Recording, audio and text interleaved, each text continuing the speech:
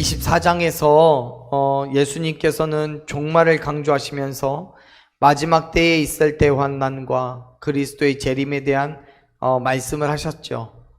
그리고 이어서 25장에서는 그 종말과 그리스도의 재림을 준비하는 그리스도인의 자세에 대해서 권면하시는 그 세 가지 비유가 기록되어 있습니다. 그 세 가지 비유 중에 첫 번째가 오늘 우리가 함께 읽은 열 처녀의 비유이고, 두 번째가 달란트 비유, 그리고 마지막이 양과 염소를 나누는 임금에 관한 그 비유입니다. 모두 다 25장에 기록되어 있는 말씀인데요, 오늘은 그중 첫 번째 열 처녀의 비유를 통해서 하나님께서 우리에게 주시는 은혜와 마지막 때를 준비하는 그 지혜를 얻으려고 합니다. 자, 우리 다시 한번 1절의 말씀을 한번 읽어보겠습니다. 1절 같이 읽습니다. 천국은 마치 등을 들고 신랑을 맞으러 나간 열 처녀와 같다 하리니. 아멘. 마태복음을 기록한 저자인 마태는 25장의 처음을 그때에 라는 단어로 시작합니다.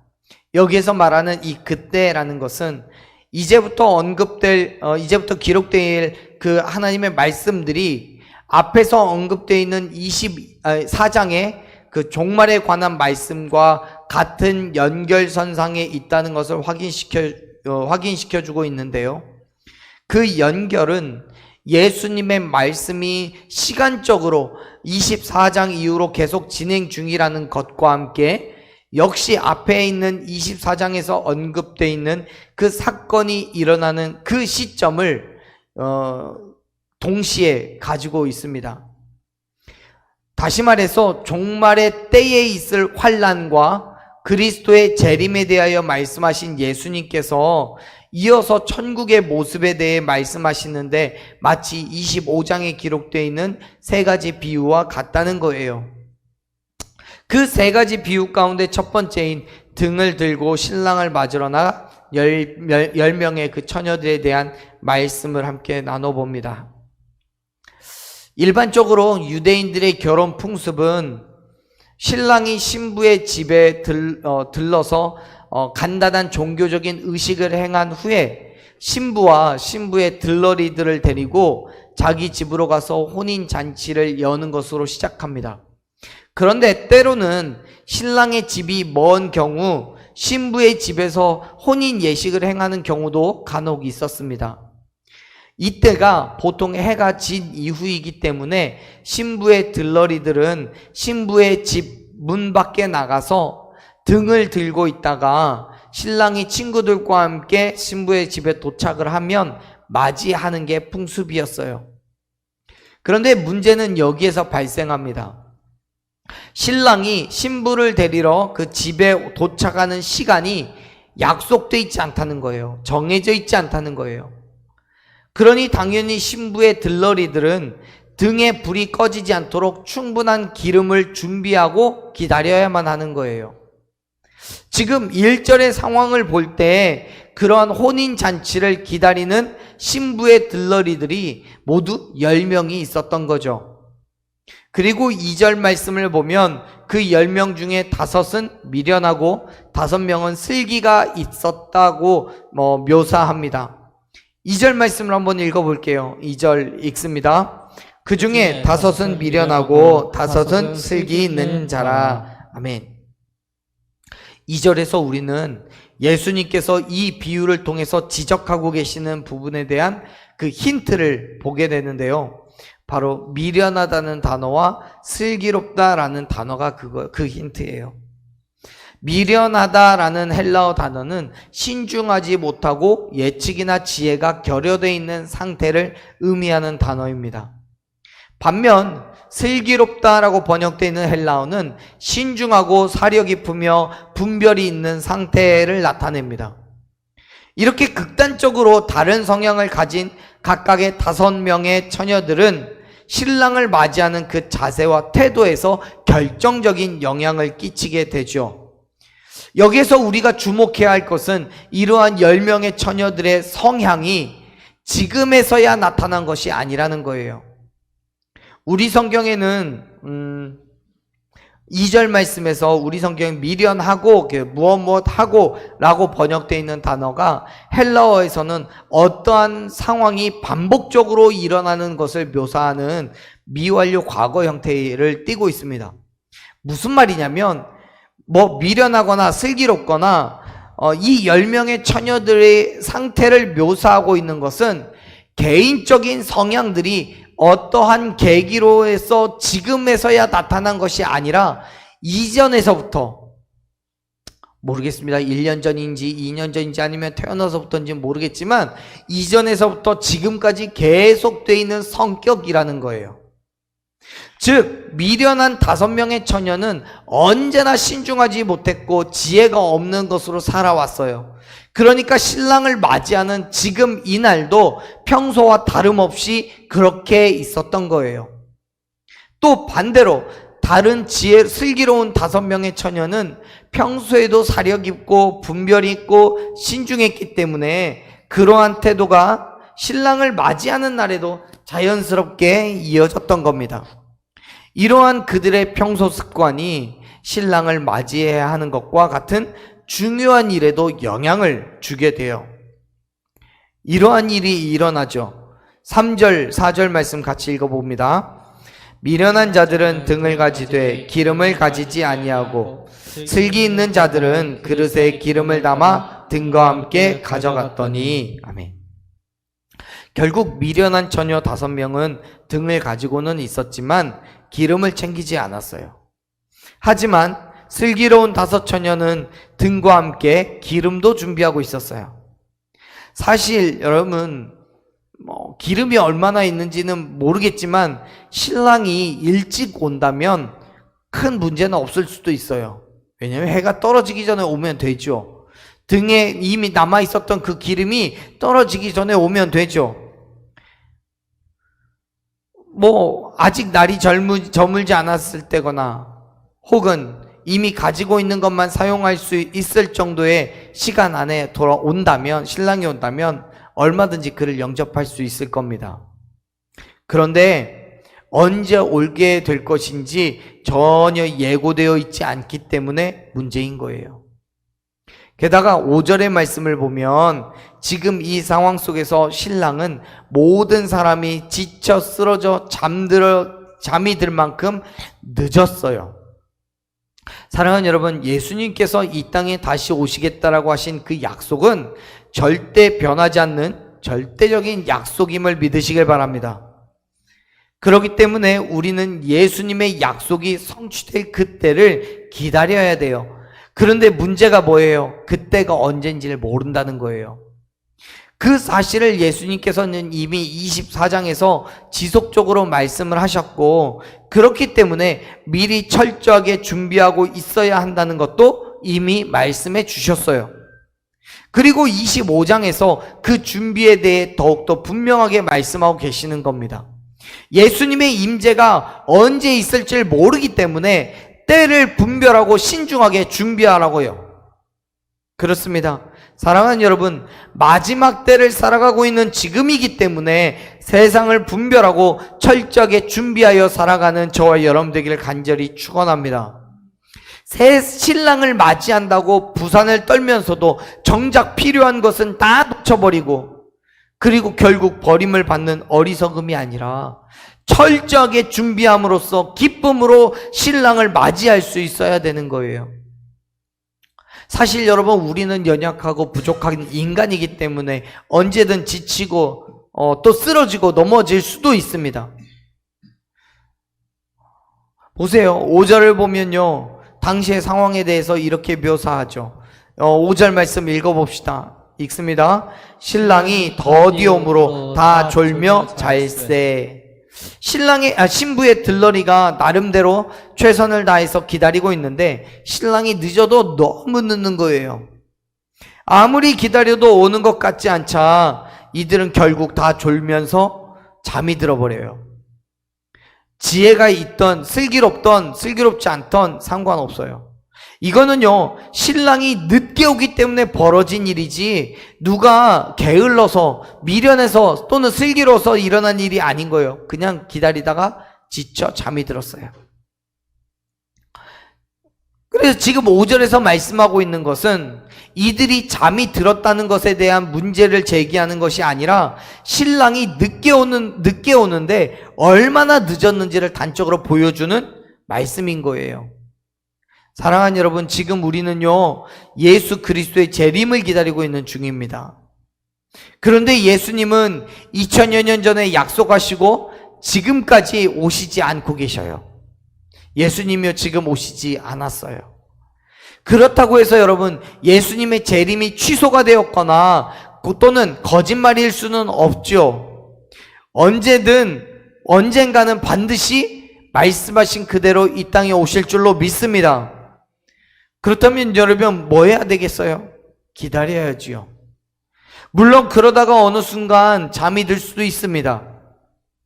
그러나 준비가 되어 있는 사람이라면 잠이 들었다 할지라도 걱정이 없죠. 왜요? 아무리 우리가 잠이 들었다 할지라도 예수님께서 오셨다는 소식이 들리면 그동안 준비한 것을 얼마든지 맞이할 수 있기 때문에 그래요. 그래서 지금 말씀 속에서 잠이 들었다는 건 그들이 영적으로 예민하지 못한 상태가 되었다는 것, 영적으로 잠을 자고 있다는 것, 그런 얘기가 아니고요. 믿음의 생활에 어떤 문제가 생겼다는 것을 의미하는 말이 아니고요. 말 그대로 단순하게 잠이 들었다는 거예요. 여러분, 우리도 잠을 자잖아요. 그리고 말씀에서도 미련한 5 처녀와 함께 슬기로운 5 처녀도 같이 잠이 들었어요. 또 그에 따른 경고도 없어요. 여러분, 잠이 들었다는 것에 대해서 문제를 제기하려면 미련한 5 처녀와 함께 슬기로운 5 처녀도 예수님으로부터 버림을 받아야 맞지요. 그런데 지금 그런 얘기가 아니에요. 신랑을 맞이하기 위한 준비가 되어 있느냐에 대한 문제예요. 다시 말해서 이 말씀 속에서 처녀들의 문제는 다 졸며 잠을 잤다는 것이 아니라 늦게 오는 신랑을 맞이하러 나가는데 반드시 필요한 기름이 준비되어 있지 않다는 것에 있어요. 그렇습니다. 사랑하는 여러분, 예수님께서 이 땅에 다시 오실 그때에 내가 잠을 자고 있던, 깨어있던, 심지어는 죽어있던 상관없이 주님은 우리를 불러주시고 우리는 주님께로 나아갈 수 있음을 믿으시길 바랍니다. 그때가 어느 시간대이든지 이 땅에 누군가는 깨어있는 사람이 있을 테고 또 누군가는 잠들어 있는 사람이 있겠지요. 지구는 둥근데요, 이쪽은 깨어있다면 이쪽은 잠들어 있어야죠. 그리고 예수님께서 모실 때 맞이하러 나갈 사람이 깨어있는 사람이라고 한다면 우리는 여러분 모두 다 불면증에 걸려 있어야 돼요. 잠을 자면 안 돼요. 하지만 그렇지 않죠. 여러분, 준비만 되어 있다면 우리의 상황이 어떠하든지 예수님께서 우리를 부르실 때 그 즉시 일어나 나아갈 수 있음을 믿으시길 바랍니다. 그게 준비가 되어 있다는 거예요. 보세요. 신랑을 기다리던 10처녀는 기다리다 지쳐서 잠이 들었어요. 그런데 한밤중에 모두 다 잠이 들었던 그때에 신랑이 도착했다고 맞으러 나오라고 그렇게 이야기를 합니다. 그러자 잠들어 있던 처녀들이 다 일어나서 등을 준비하기 시작해요. 불을 밝혀야 되니까 정리를 하는 거예요. 한번 말씀을 읽어보죠. 6절, 7절 말씀 같이 읽어봅니다. 밤중에 소리가 나서 보라, 신랑이로다. 맞으러 나오라 하매 이에 그 처녀들이 다 일어나 등을 준비하였어요. 아멘. 여기서 이 준비하다라는 의미로 번역되어 있는 헬라어는 낡은 건물이나 집을 수리하거나 혹은 여인이 갖가지 장식으로 얼굴을 단장하다, 건축물을 꾸미다, 이런 의미를 가진 단어입니다. 즉 신랑이 온다는 소식을 들은 처녀들은 일어나서 등의 심지를 깨끗이 청소하고 줄어든 기름을 보충하여서 다시 등을 켤 수 있도록 정리하고 준비를 하고 있다는 거예요. 신랑이 자기를 기다리던 사람들이 깨어 있어서 적극적으로 환영을 할 때에 할 수 있을 때 찾아온 게 아니에요.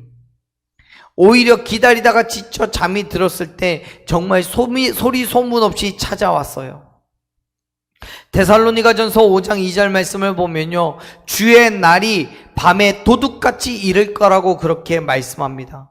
또 요한계시록 16장 15절에서도요, 예수님께서 도적같이 오실 거라고 선포하셨습니다.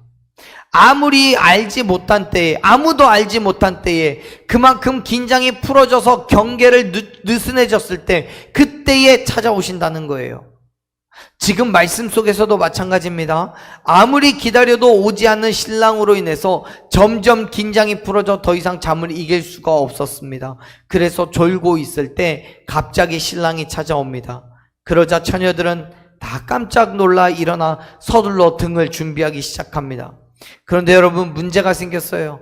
10명의 처녀들 가운데 미련한 처녀들의 등이 점점 꺼져가는 거예요. 기름이 떨어졌어요. 그런데 미련한 처녀들이 슬기로운 처녀에게 부탁을 합니다. 우리 8절 말씀을 읽어봅시다. 미련한 자들이 슬기 있는 자들에게 이르되 우리 등불이 꺼져가니 너희 기름을 좀 나눠달라 하거늘. 아멘. 사실 우리 성경은요, 마치 부탁을 하는 것처럼 여겨집니다. 우리 성경에 나눠달라고 번역되어 있는 헬라어는요, 주다라는 단어의 명령형이에요. 다시 말해서 마치 당연히 주어야 되는 것처럼 기름을 요구하고 있다는 거예요. 명령하고 있다는 거예요. 하지만 여러분, 그 요청은요, 처절하게 거절당합니다. 나눠줄 것이 없다는 거예요. 9절 볼까요? 9절 말씀은 얘기합니다. 9절 읽습니다. 슬기 있는 자들이 대답하여 이르되 우리와 너희가 쓰기에 다 부족할까 하느니 차라리 파는 자들에게 가서 너희 쓸 것을 사라 하니. 아멘. 슬기로운 5 처녀의 대답은요, 분명하고도 확고합니다. 나누어줄 기름이 없다는 거예요. 여러분, 어떻게 생각하면 이웃을 사랑하는 것과 또 긍휼히 여기라는 그런 하나님의 말씀에 어기는 것처럼 보이는 매우 매정한 대답인 것처럼 보이지요. 하지만 여러분, 그럴 수밖에 없습니다. 그것은 나누어 줄 수 있는 상황도 그럴 만한 시간적인 여유도 없기 때문에 그래요. 예수님께서 이 땅에 오시는 것은 계속해서 말씀드렸듯이 도적과도 같이 오시다라고 얘기하고 있고요. 또한 마태복음 말씀을 보면 번개같이 오실 거라고 얘기하십니다. 마태복음 24장 27절 말씀에서 그렇게 말씀하시잖아요. 번개가 동편에서 나서 서편까지 반짝임 같이요, 그렇게 인자가 올 거라고요. 그렇습니다. 예수님의 재림은요, 우리의 눈 깜짝할 새에 일어날 일이에요. 그렇기 때문에 그제서야 회개하고 믿음을 고백할 만한 그런 시간적인 여유가 없어요. 누구의 것을 빌려올 수도 없어요. 구원은 여러분, 하나님과 나와의 1대1의 관계 가운데서 주어지는 은혜이지 다른 사람의 구원을 내가 빌려와서 받을 수 있는 게 아니에요. 그런 말이 있죠. 네가 먹는 것만 봐도 배불러. 앞에 사랑하는 사람이 밥을 먹는데 그 모습만 보고 있어도 좋다라는 비유적인 표현이지, 진짜 앞에서 밥 먹고 있는데 나는 하나도 안 먹어도 배가 부르다라는 그런 말 아니에요. 다른 사람이 밥을 먹는데 모든 음식이 그의 입으로 들어가는데 내 배가 부를 리가 없죠. 실제로도 그렇습니다. 저도 아이들을 키우면서 맛있게 해준 음식을 잘 먹는 걸 보면 먹는 것만 봐도 배부르다라고 말을 자주 합니다. 하지만요, 여러분, 그 뒤에 저도 밥 먹습니다. 안 먹으면 배고프잖아요. 구원이라는 것도 마찬가지예요. 함께 교회를 다니는 누군가가, 혹은 내가 전도한 누군가가 믿음의 생활을 잘하고 있는 것을 보면 뿌듯하지요. 그런데요, 그 뿌듯함이 전부예요. 아무리 그가 구원을 받고 신앙생활을 잘해도요, 그건 그의 것인 것뿐이에요. 절대로 그로 인해서 내가 구원을 받을 수 있는 게 아니에요. 제 입장도 마찬가지예요. 제가 목사로서 여러분과 함께 말씀을 나누고 은혜를 누리고, 모르겠습니다. 저를 통하여서 여러분들이 많은 은혜를 누리고 있을 거라고 생각하는데요, 그게 전부예요. 여러분들이 은혜를 누렸다고 해서, 여러분들이 하나님으로부터 구원함을 받았다고 해서 그 말씀을 선포하고 있는 제가 구원을 받아요? 아니에요. 아무리 제 입에서 좋은 말이 나간다고 할지라도요, 제가 하나님과의 관계 속에서 그 관계가 어그러지고 틀어졌다면 저는 구원받지 못합니다. 철저하게 나와 하나님과의 관계가 회복되고 바르게 서 있어야 내가 그 구원의 은혜를 누릴 수 있음을 믿으시길 바랍니다. 그러한 이유로 슬기로운 처녀들은 미련한 처녀들에게 나누어 줄 것이 없다고 차라리 가서 사오라고 말하고 있는 거예요. 사랑하는 여러분, 믿음과 구원에 대해서는 절대로 대신해 줄 수 있는 게 없습니다. 구원은 자기 십자가를 지고 자기의 발로 예수님을 따르는 사람들에게 주시는 하나님의 은혜임을 믿으시길 바랍니다. 결국 미련한 5 처녀들은 기름을 사러 갈 수밖에 없었어요. 그때 신랑은 도착해버립니다. 10절 말씀 읽어볼게요. 우리 10절 읽습니다. 그들이 살아간 사이에 신랑이 오므로 준비하였던 자들은 함께 혼인잔치에 들어가고 문은 닫힌지라. 아멘. 미련한 5 처녀들이 기름을 사러 떠난 바로 그 시간에 신랑이 신부의 집에 도착했습니다. 그리고 그 자리에 있던 슬기로운 5 처녀와 함께 잔치집으로 들어가 버리고 굳게 문은 닫혀 버렸습니다.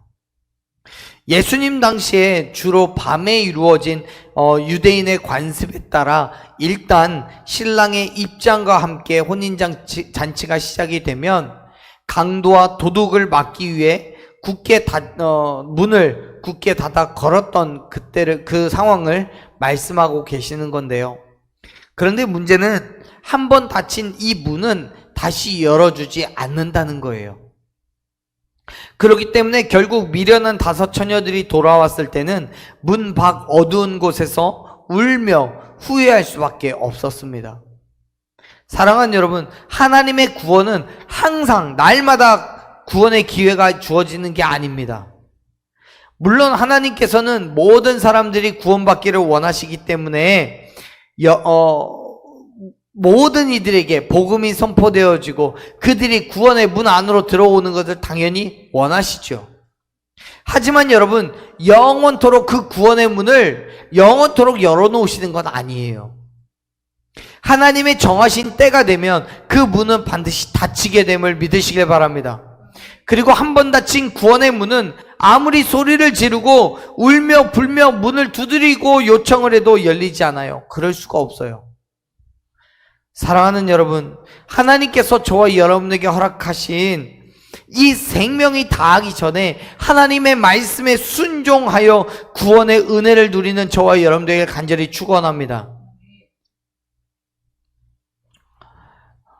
예수님께서 십자가에서 죽으시고 부활하신 것을 믿음으로 온전한 그리스도인 된 삶을 결단하며 나아갈 때 하나님의 구원을 우리는 경험하게 되는 거예요. 어쩌면 지금이 아니면 더 이상 기회가 없을 수도 있습니다. 고린도후서 6장 2절 말씀을 보면 사도 바울은 이렇게 얘기합니다. 지금이 은혜를 받을 만한 때이고 지금이 구원의 날이라고 선포합니다. 그렇습니다. 하나님의 구원은 지금, 그의 말씀에 순종하며 나아가는 지금, 이때가 바로 은혜를 받을 만한 때이고 구원의 날이 됨을 여러분 믿으시길 바랍니다. 그렇기 때문에 여러분 깨어 있으십시오. 신랑이 올 때를 알지 못하기 때문에 깨어서 기다리십시오. 13절 말씀 읽어볼까요? 읽습니다. 그런즉 깨어 있으라. 너희는 그날과 그때를 알지 못하느니라. 아멘. 여기에서 깨어 있으라는 것은 잠들지 말고 눈을 뜨고 지내라는 의미가 아니에요. 그건요, 등과 충분한 기름을 준비하라는 거예요. 게으름과 미련함으로 준비도 없이 있는 것이 아니라 긴장하면서 철저하게 준비 가운데 있으라는 경고입니다. 사랑하는 여러분, 아직 예수님은요 임재하지 않으셨어요. 그 말은 우리에게는 아직 준비할 기회가 남아 있다는 얘기입니다. 하나님께서 아직 우리에게 기회를 주시고 구원의 문을 열어놓으셨을 때에 여러분 게으르지 말고 부지런히 깨어 기도하며 허락하신 그리스도인된 삶을 철저하게 살아내십시오. 예수님께서 오실 그날과 그때를 알지 못하기 때문에 더욱더 긴장하고 예민하게 그리고 지혜롭게 기다리면서 준비하는 저와 여러분이 되기를 간절히 축원합니다. 하나님의 때가 이를 그때는 하나님만이 알고 계십니다. 그냥 우리는 주변의 환경을 바라보며 짐작할 수 있는 것 뿐이에요. 예측하는 것 뿐이에요. 하나님의 말씀 가운데서 우리는 다시 한번 우리의 모든 믿음을 점검하고 다시 한번 준비하는 그 믿음의 길에 서 있기를 간절히 소망합니다. 왜요? 그래야 우리는 칭찬받으니까요. 그래야 우리에게 하나님의 구원의 은혜를 부어주시기 때문입니다. 사랑하는 여러분, 오늘 다시 한번 그 믿음의 결단으로 나아갔으면 좋겠습니다. 예수님께서 오실 그날과 그때를 정말로 알지 못하기 때문에 더욱더 긴장하고 예민하게 그리고 지혜롭게 주님 오실 그날을 기대하면서 준비하는 저와 여러분이 되기를 간절히 축원합니다.